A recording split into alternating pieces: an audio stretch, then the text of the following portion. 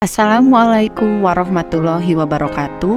Sahabat beriman, pernahkah Anda mendapatkan wejangan dari orang tua kita terdahulu agar kita menjaga hal-hal yang bersifat privasi tidak disebarkan kepada orang lain? Tentunya hal itu ada sebabnya. Namun, hal-hal seperti apa yang ternyata harus kita jaga dan apa hubungannya dengan media sihir? Pada episode kali ini, At-Taqi Ruqyah Center bersama Ustadz Nandang Burhanuddin akan membahas 3 hal mendasar yang harus diwaspadai agar tidak menjadi media sihir. Selamat menyaksikan.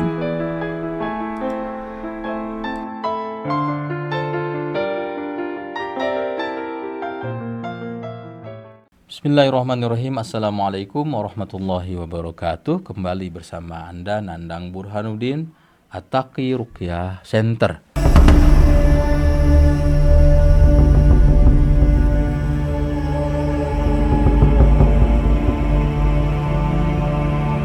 Alhamdulillah wassalatu wassalamu ala rasulillah wa ala alihi wa ashabihi wa man tabi'a hudahu ila yaumil qiyamah. Allahumma aslih lana dinana alladhi huwa ismatu amrina wa aslih lana dunyana allati fiha ma'ashuna wa aslih lana akhiratana allati hiya ma'aduna waj'alil hayata ziyadatan lana fi kulli khair waj'alil mauta rohatan lana min kulli syarr.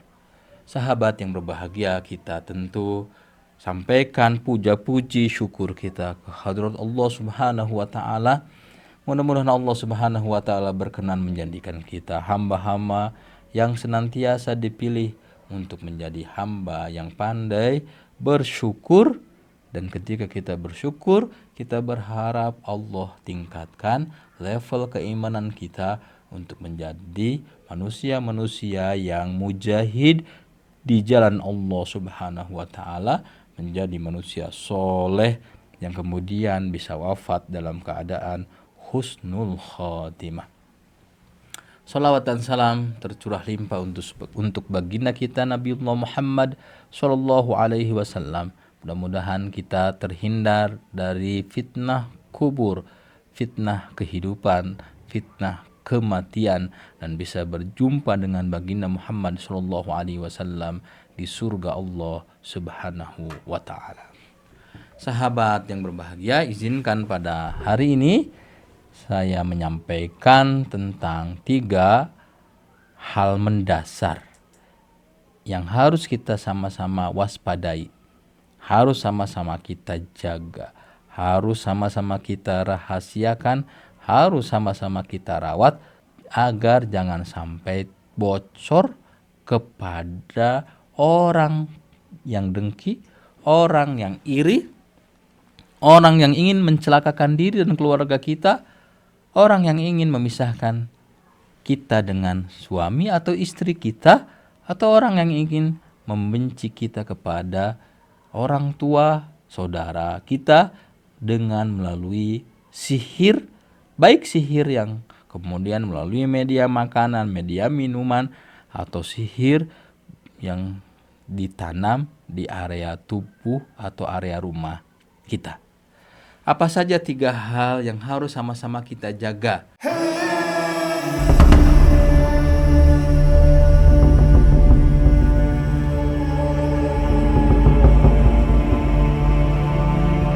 Yang pertama adalah jaga rahasia nama lengkap dari ibu kandung kita.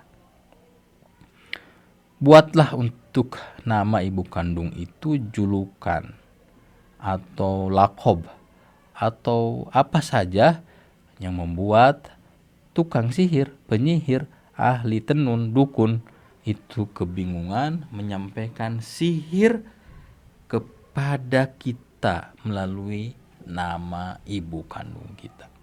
Nama asli ibu kandung itu harus dirahasiakan.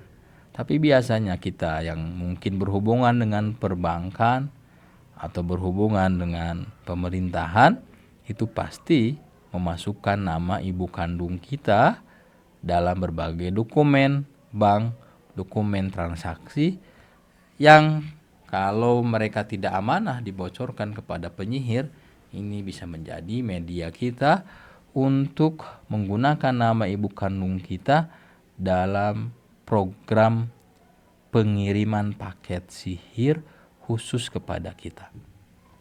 Mohon maaf, saya ada kawan sejak 2015 ada hubungan bisnis dengan beliau, dan kebetulan beliau ini adalah alumni Universitas Madinah.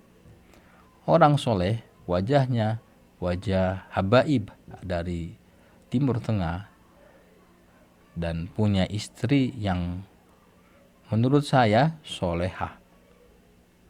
Artinya dalam solehah itu kerudungnya panjang, jilbabnya lebar, dan sesekali mengenakan cadar.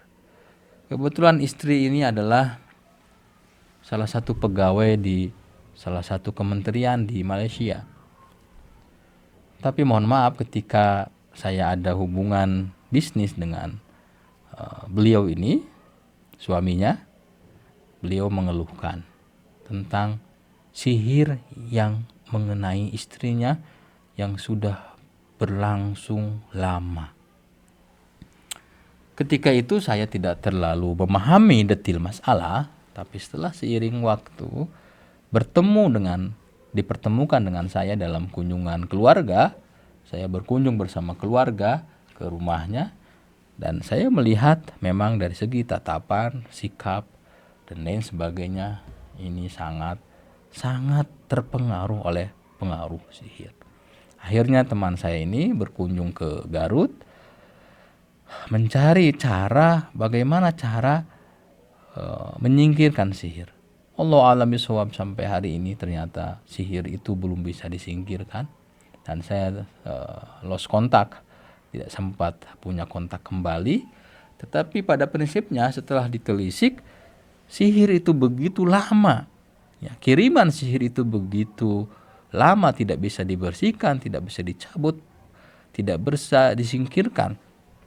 Padahal sudah melalui berbagai media, berbagai tokoh, berbagai ustadz, berbagai muroki. Ternyata itu karena melalui nama ibu kandung. Jadi oleh karena itu sahabat yang berbahagia, supaya kita terhindar dari sihir yang begitu merajalela, begitu kuat, begitu kokoh, kaburkan nama ibu kandung kita. Misalkan kalau namanya adalah A, ya kita kaburkan menjadi Ummu, menjadi Umi siapa, menjadi Ummah, atau menjadi apapun. Yang terpenting pengaruh sihir atau media sihir yang menggunakan nama ibu kandung kita itu terhindar. Ini yang pertama. Kemudian yang kedua, sahabat yang berbahagia, terutama bagi kaum hawa atau kita sendiri yang sudah mulai mengalami rontok rambut, baik rambut yang ada di kepala kita atau di titik-titik lain, ketiak, atau di alat vital kita, jangan sampai berguguran di kamar mandi lalu kita membiarkan. Karena kalau nanti ada orang yang dengki masuk ke kamar mandi itu dan sengaja menemukan atau tanpa sengaja menemukan, atau dia sedang berada dalam proses pengiriman sihir lalu mencari media, bulu atau rambut yang bisa digunakan untuk mengirimkan sihir, ini juga sangat berbahaya. Termasuk bab ini adalah yang sering saya sampaikan di forum YouTube ini adalah bau keringat, air liur, air ludah. Maka mohon maaf, jangan meludah sembarangan, jangan membuang air liur sembarangan, yang itu bisa diambil oleh orang-orang yang iri dengki untuk mengirimkan sihir kita. Nah biasanya kalau melalui melalui bau keringat itu digunakan oleh abul jin melalui penciuman mereka untuk mengirimkan sihir melalui dukun atau orang pintar dalam tanda petik. Atau kalau ada bercak darah, ya haid, terutama bagi kaum perempuan, ini harus dihindari. Jangan buang sembarangan bekas pembalut yang kemudian dijadikan media sihir bagi orang-orang yang tidak bertanggung jawab. Ini yang kedua. Kemudian yang ketiga, sahabat yang berbahagia, karena sekarang musim media sosial, siapapun kita sering bahkan bangga mengupdate berselfie ria, lalu kemudian diupdate di status media sosial kita, Instagram kah, Telegram kah, Facebook kah, TikTok kah. Nah biasanya ini pengaruh sihir ini diambil oleh dukun, diambil oleh pengirim sihir jika tidak menemukan bekas keringat, bau keringat, bekas pakai pakaian kita, pembalut atau lain sebagainya, atau tidak menemukan rambut, maka diambil foto di media sosial kita untuk mengirimkan sihir kepada kita. Jadi oleh karena itu, ya mohon maaf ya, kalaupun harus mengirimkan foto atau aktivitas, tidak terlalu yang menampakkan wajah kita secara jelas. Sesekali ini harus kita waspada, karena mungkin dukun juga sudah mengalami upgrading, ya, sudah upgrading dari para setannya, bisa menggunakan pengaruh foto selfie tadi. Nah, bagaimana cara mengantisipasinya? Ya, tentu yang pertama adalah kita perbanyak zikir. Antisipasi terbaik adalah perbanyak zikir. Keluar rumah baca doa, bismillahi tawakkaltu 'alallah la haula wala quwata illa billah, bismillahi majriha wa mursaha, Allahumma inni a'udzubika min hamazati syayatin, dan seterusnya. Makan kita baca bismillah. Seperti hal yang sering saya sampaikan, adab-adab dipenuhi. Bagi kaum laki-laki menjaga pandangan, bagi kaum perempuan menjaga aurat. Lalu jangan lupa memperdengarkan tilawah Quran, mengurangi musik-musik yang membuat hati kita hampa, membuat jiwa kita kosong, yang kemudian sihir ketika dikirimkan akan berpengaruh begitu dahsyat.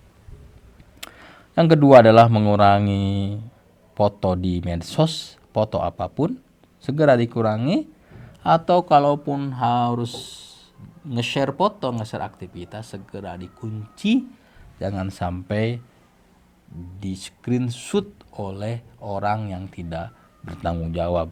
Ternyata sahabat yang berbahagia, orang yang tidak bertanggung jawab ini, setan yang berbentuk manusia juga memanfaatkan foto profil kita untuk menipu.